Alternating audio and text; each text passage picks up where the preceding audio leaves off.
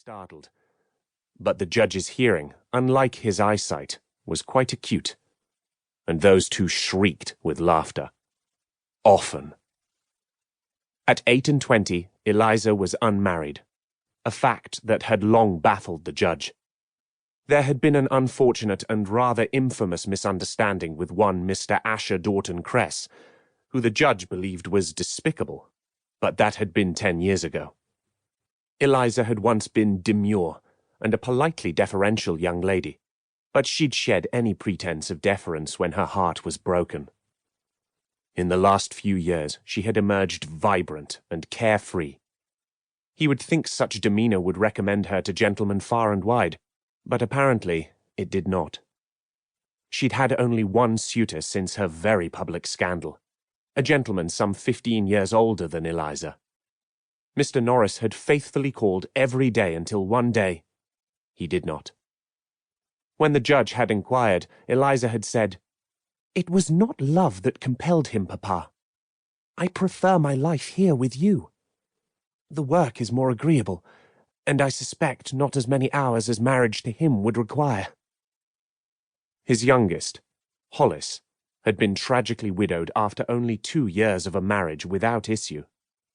While she maintained her own home, she and her delightful wit were a faithful caller to his house at least once a day without fail, and sometimes as much as 2 or 3 times per day. He should like to see her remarried, but Hollis insisted she was in no rush to do so. The judge thought she rather preferred her sister's company to that of a man.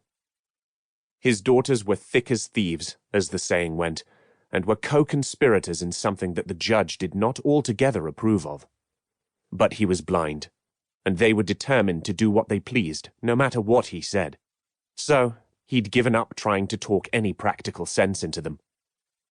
That questionable activity was the publication of a ladies' gazette. Tricklebank didn't think ladies needed a gazette, much less one having to do with frivolous subjects, such as fashion, gossip, and beauty. But say what he might, his daughters turned a deaf ear to him. They were unfettered in their enthusiasm for this endeavor, and if the two of them could be believed, so was all of London.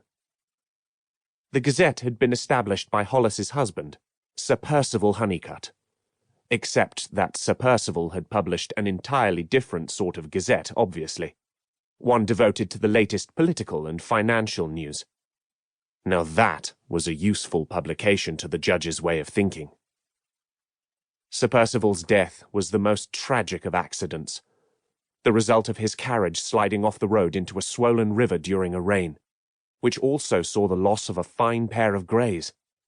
It was a great shock to them all, and the judge had worried about Hollis and her ability to cope with such a loss. But Hollis proved herself an indomitable spirit, and she had turned her grief into efforts to preserve her husband's name.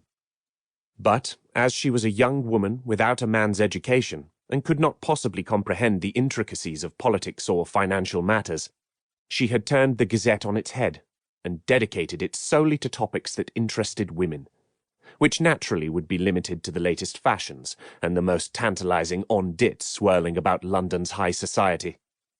It was the judge's impression that women had very little interest in the important matters of the world.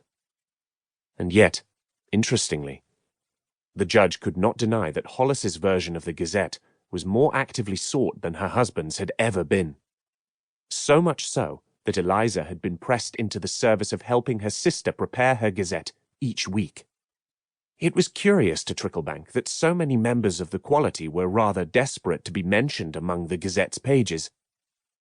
Today, his daughters were in an unusually high state of excitement, for they had secured the highly sought-after invitations to the Duke of Marlborough's masquerade ball in honor of the Crown Prince of Alucia. One would think the world had stopped spinning on its axis, and that the heavens had parted, and the seas had receded, and this veritable god of all royal princes had shined his countenance upon London, and blessed them all with his presence. Hogwash! Everyone knew the prince was here to strike an important trade deal with the English government in the name of King Carl. Alucia was a small European nation with impressive wealth for her size. It was perhaps best known for an ongoing dispute with the neighbouring country of Wessex.